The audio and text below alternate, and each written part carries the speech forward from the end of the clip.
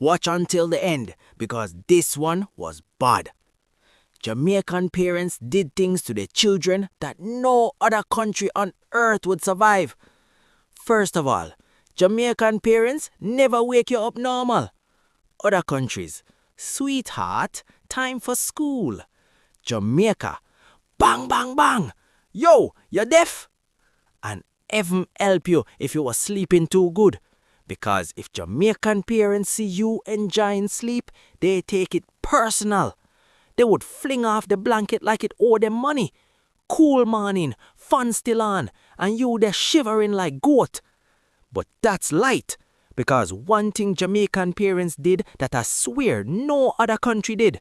When you're sleeping, them tear open the window in your face. Not slowly, not gently, they rip it open.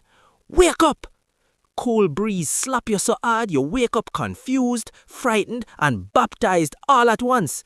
Curtain flying, dust blowing, morning sun burning your eyeballs, and them just stand there like, good morning? Good morning where? And the craziest part?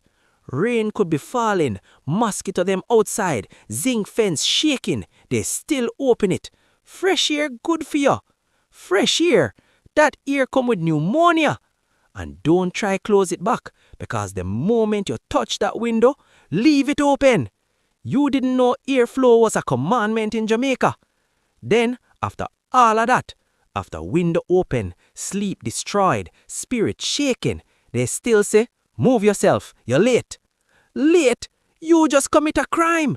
And you couldn't complain either, because Jamaican parents never wrong. If you say, Mommy, it cold. Cold never kill nobody.